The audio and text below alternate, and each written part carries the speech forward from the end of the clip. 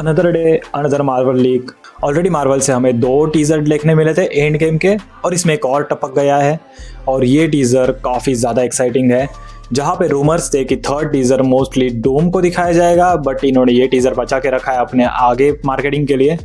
तो third teaser जो drop हुआ है वो डूम्सडे के हाइप को और ऊपर लेके जाता है, पूरे वर्ल्ड को ऊपर लेके जाता है एंड अब थिंग्स बहुत ज़्यादा सीरियस होने वाली है। अब ये टीज़र अभी भी लीक्ड है, वीडियो रिकॉर्डिंग फॉर्मेट में है, ऑफिशियली रिलीज़ नहीं हुआ है, तो इसकी कोई भी फुटेज में यूज़ नहीं कर सकता एंड यस इसके बारे में ज़्यादा डिटेल में भी बात नहीं कर सकते बिकॉज वीडियो बहुत ब्लर था, तो ज़्यादा कुछ डिटेल में नहीं दिख रहा।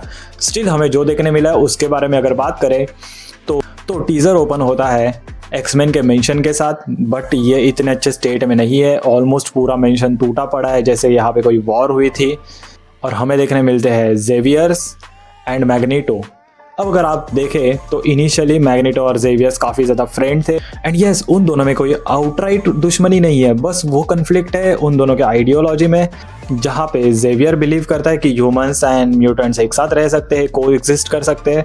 वहीं पे मैग्नीटो की यह आइडियोलॉजी है कि नहीं, ह्यूमंस कभी भी म्यूटेंट्स को एक्सेप्ट नहीं करेंगे, ये को एग्जिस्ट हो ही नहीं सकता और हमें ह्यूमंस को मार के या फिर उनको गुलाम बना के ही रहना पड़ेगा। एंड सेकेंड थिंग, मैग्नीटो ये बिलीव करता है कि म्यूटेंट्स एक सुप्रीम बीइंग है ह्यूमंस के सामने।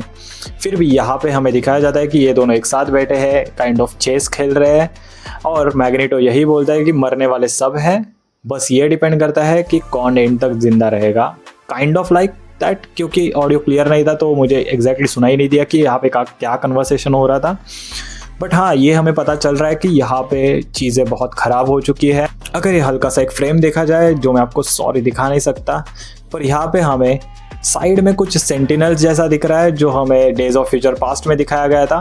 तो सेंटिनल्स का काम यही है कि एक्समैन को मारना, इन्हें ह्यूमंस ने बनाया है और इनका सोल पर्पस है एक्समैन्स या फिर म्यूटेंट्स को मारना, एक्समैन्स बोलने के लिए सॉरी, म्यूटेंट्स को मारना। एंड इनको ऐसे इंजीनियर किया गया है कि इन पे हर एक म्यूटेंट के हर एक पावर का इफेक्ट नहीं होगा एंड यस ये लोग अडॉप्ट भी कर सकते हैं पावर को। तो यहाँ पे हमें सेंटिनल्स दिखाए जा रहे हैं, तो हो सकता है कि एक्समैन के मेंशन पे सेंटिनल्स ने अटैक किया होगा। एंड लास्ट फ्रेम जो दिखाया गया था, my God, one of the best frame. यहाँ पे हमें स्कॉट समर्स या फिर साइक्लॉप दिखाया जाता है एंड वो इतना डेस्परेट है, इतना हारा हुआ है कि फाइनली वो अपने आंखों से जो लेज़र बीम को कंट्रोल करने वाले गॉगल्स है वो हटा देता है और जो भयानक ब्लास्ट कर देता है पूरी जगह पे, उसके पूरे बीम स्प्रेड हो रहे हैं। डैम, बहुत सही विजुअल्स थे, इवन वो ब्लड फुटेज में भी वो इतना इंटेंस दिख रहा है। तो यार I can't wait for official release. यहाँ पे ट्रेलर एंड होता है एंड वही टाइटल कार्ड की X-Men will return in Doomsday. तो अगर यह थियरीज की बात करें तो ये एक्चुअली अनदर यूनिवर्स है जहाँ पे म्यूटेंट्स एग्जिस्ट करते हैं, एक्समैन एग्जिस्ट करते हैं, बट वहाँ पे डूम क्यों गया होगा या फिर उन पे अटैक किसने किया होगा। ऑब्वियसली उन पे अटैक सेंटिनल्स ने ही किया, बट हो सकता है कि उन सेंटिनल्स को डूम कंट्रोल कर रहा है। अब डूम उनके यूनिवर्स पे क्यों अटैक कर रहा है, बिकॉज उनके यूनिवर्स में कोई एक ऐसी बीइंग है जिसके वजह से इनकर्जन हो रहा है, और वो कौन है वो हो सकता है कि आपने वो मूवी देखा भी नहीं होगा, बट द मार्वल्स के एंड में दिखाते हैं कि जो रैम्बो होती है वो एक्समैन के यूनिवर्स में जाती है। अब अगर हमारा कोई पर्सन दूसरे यूनिवर्स में जाता है जहाँ पे 2 सेम पर्सन एग्जिस्ट करेंगे, तो उन 2 यूनिवर्स में कोलिजन होगा, इनकर्जन होगा, इसके वजह से इनकर्जन हो रहा है और इसीलिए डूम ने उन पे अटैक किया है और मोस्ट लाइकली वो मोनिका रेम्बो को बचाने की कोशिश कर रहा है। इसी में एक्समैन वर्सेस डूम या फिर एक्समैन वर्सेस सेंटिनल्स की लड़ाई हुई है। अब अगर इस ट्रेलर के हाईलाइट की बात करें, वो मेरे लिए था साइक्लॉप्स या फिर स्कॉट समर्स, जहाँ पे अभी तक इतने सारे मूवीज़ जो एक्समैन के आए थे वहाँ पे या तो स्कॉट समर्स को बैकफुट पे रखा गया या फिर उसको इतना इंपॉर्टेंट नहीं दिया गया। जो इंपॉर्टेंट मूवी थी एक्समैन द लास्ट स्टैंड, जहाँ पे फिनिक्स पावर दिखाई गई थी, वहाँ पे तो स्कॉट समर्स को पहले 5-10 मिनट में ही मार दिया और उसको कम्प्लीटली वैनिश कर दिया।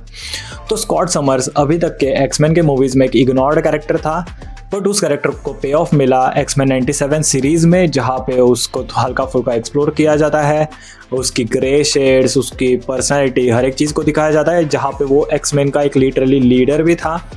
बट एक्समैन के मूवीज़ में हमेशा वॉल्वरिन पे इम्प्रेस किया गया था।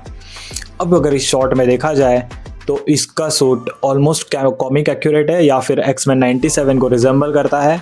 एंड स्टेक्स इतने हाई है कि उसको अपना मास्क उतारना पड़ा, बिकॉज हो सकता है कि बाकी सारे एक्समैन्स या तो मर गए या फिर हेविली इंजर्ड है, और इस वॉर को कंट्रोल ना करने की वजह से फाइनली स्कॉट समर्स ने अपने गॉगल उतारे और फुल पोटेंशियल में अपने पूरे ब्लास्ट को सेंटिनल्स पे या फिर डूम जो भी होगा उस पे अटैक किया है।